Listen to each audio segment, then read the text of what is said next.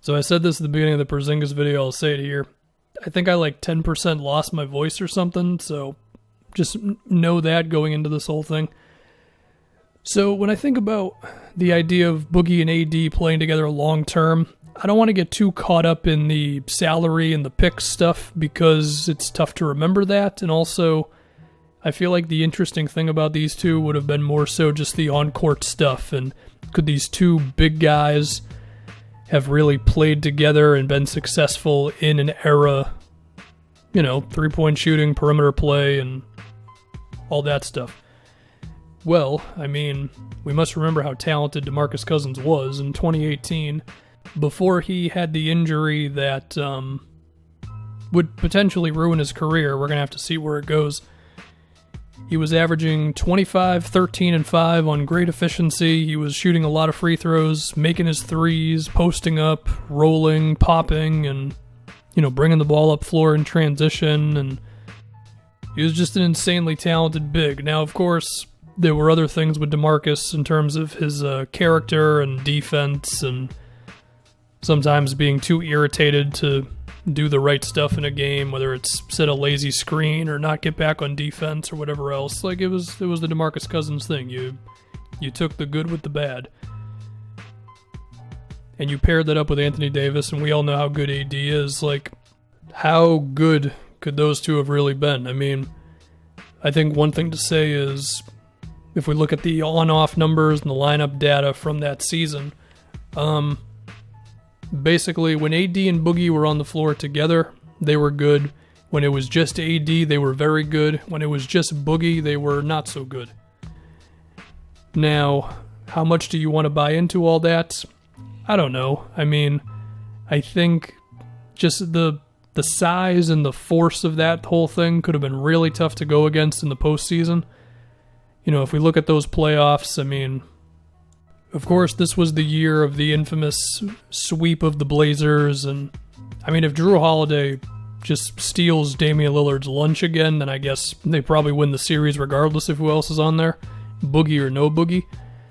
But if we think about that, the Blazers' front court was Nurkic, Zach Collins, Aminu. That was kind of it.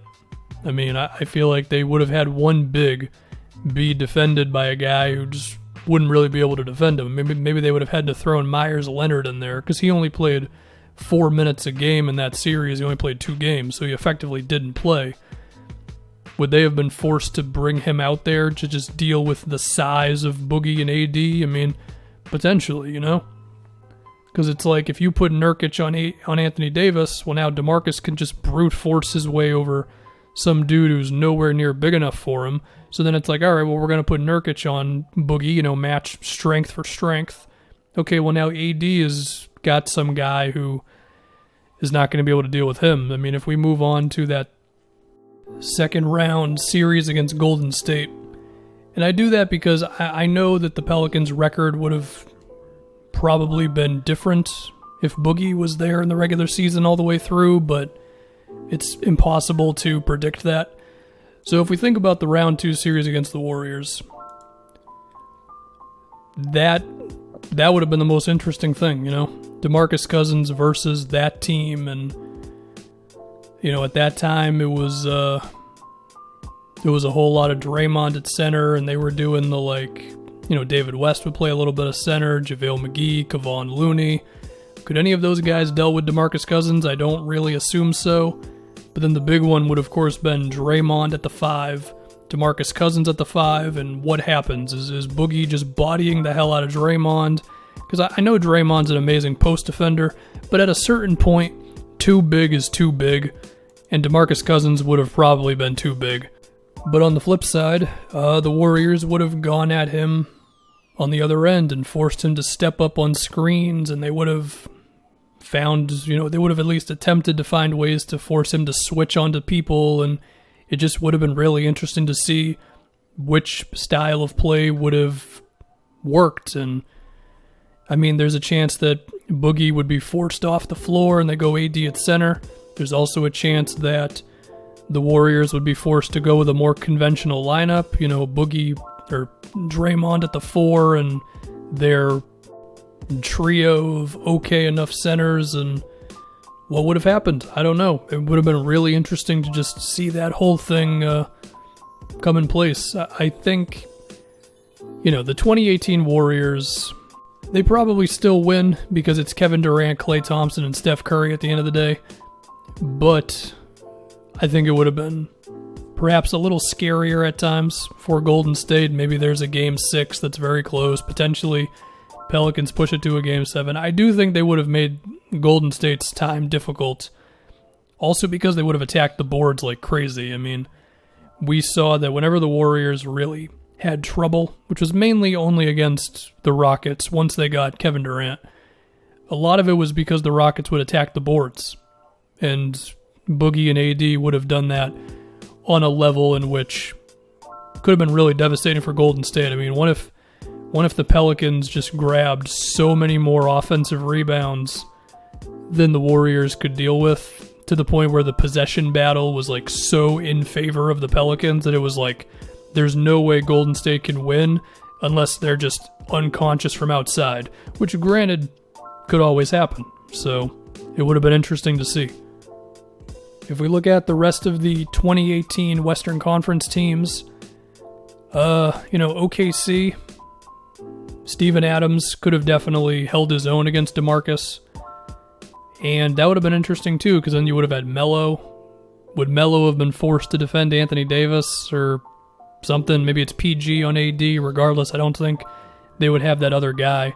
And the other thing about this is, defensively for the Pelicans, not only just, forcing Boogie to move around defensively, but it's also like, would AD be forced to defend power forwards? I would imagine so, because, I don't know. Maybe in that series you have Boogie defend, quote-unquote defend, like Jeremy Grant and just dare him to shoot threes or whatever it would have been. Like, it would have been very interesting to see just how the Pelicans would have gone about using Demarcus defensively, If we talk about a series like, let's say the 2018 Pelicans would have faced the Jazz, you're talking about Gobert. I think Demarcus could have probably gone at Rudy just in the post. I mean, if you're trying to do the driving by Gobert stuff, like I feel like Gobert would have had a chance of defending Demarcus in that scenario. But if we're talking about just brute forcing your way through Gobert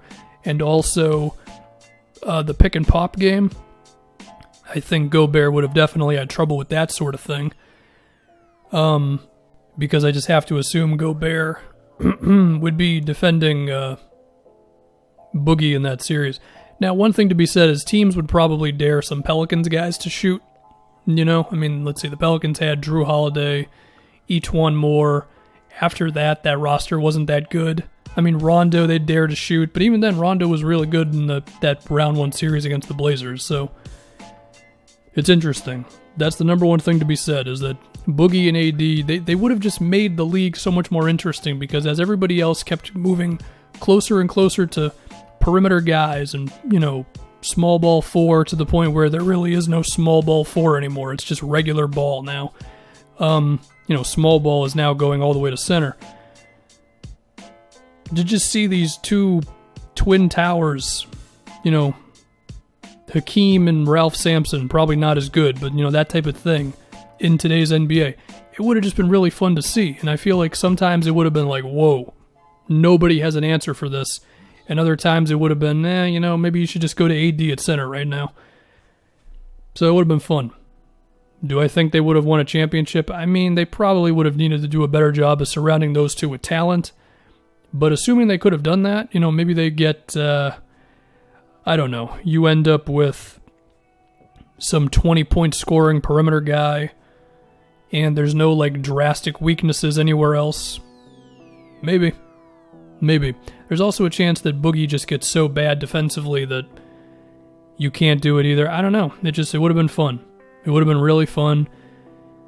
If Boogie doesn't get hurt, I think there's a decent chance AD re-signs with the Pelicans, and he's just thinking, all right, me and Demarcus, we're gonna figure this whole thing out. They would have had Drew there, of course, so it just dawned on me that Drew was their other 20-point guy in a way. Anyway, that's it. I'm done struggling to get through these commentaries for the day, because I can barely frickin' talk. What could have been? Anthony Davis and Demarcus Cousins, you know?